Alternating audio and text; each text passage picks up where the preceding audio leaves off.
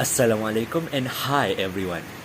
I'm Muhammad Shafiq bin Samsuki, and today you are going to learn about relative phrase and relative clause. Now, we always use this in our daily conversation, but we didn't notice it. Imagine a situation where you hear a child speaking like this.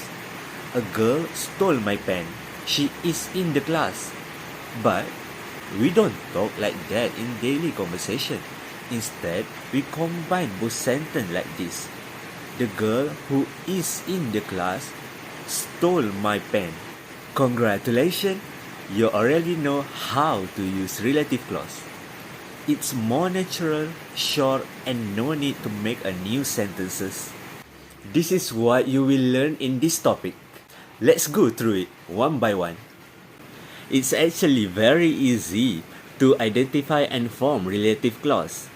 It starts with relative pronoun. It contains 6 WH words and that. For example, the girl who is standing is my sister. Who here is subject. It refers back to the girl. It also worth mentioning that relative clause usually describe noun and act like adjective. The next one, subject and object in relative clause. As we know, relative pronoun can be subject or object in relative clause. The first one, for example, the man who is eating is my brother. Who here refers back to the man as a subject. Who here relative pronoun, so it's also subject because it's the man who does the action. The second one, relative pronoun can also be object. Let's look at the example. The woman who I met yesterday is my teacher. Who here refers back to the woman, but the woman here is the receiver of the action. So, who here is object, and the subject is I, because I met the woman that is my teacher. So, who here is object. Also, common mistake that student always confuse between subject for relative clause and subject for main clause. From the example earlier, the man is subject for the main clause. Meanwhile, who, the pronoun, is subject for the relative clause. So you need to differentiate between that. Also, I prepare for you the relative pronoun so you know the 6 WH words and that. Also with their example of usage. Restrictive and non-restrictive.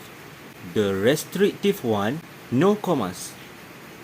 For example, the students who study hard pass the test. The information who study hard is essential to identify the noun for those students only. Meanwhile, the non-restrictive rule use commas. For example, my brother who lives in Penang is a teacher. It use commas because the information is extra. It's not necessary to identify the noun. If we think about it, what's the difference between relative clause and relative phrase? Easy to say, the sentence is shorter, but it still keep the same meaning. For example, the man who is talking to you is my boss.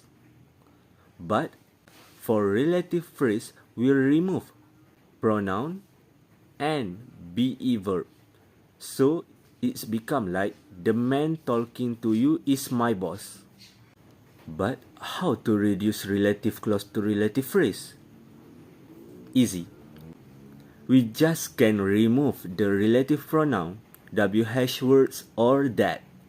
Also, we can remove be verb like is or was if there is available. Also, this is the most important one. Keep the main verb form. If the verb is past, stay past tense. If it's ing verb, stay ing. For example, the cake that was baked by my mom was delicious.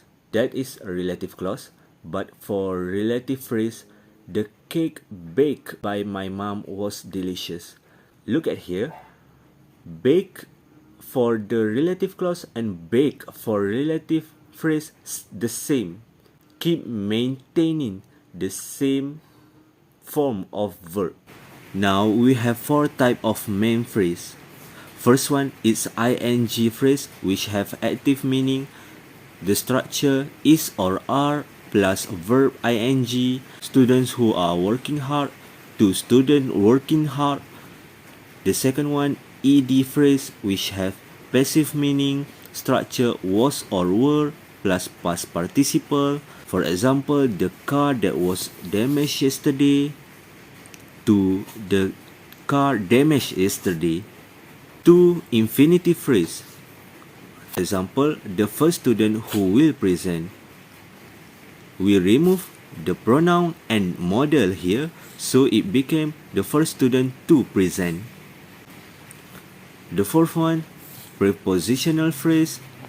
For example, the school in which I studied, we need to remove pronouns, so the relative phrase is the school I studied in.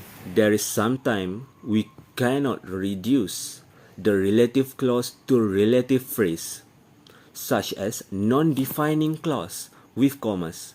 We have learned about this before. The second one, relative pronoun subject for relative clause. It is incorrect because relative clause still need the subject. The third one, to avoid confusion. Now it's the practice time, the most fun part of this.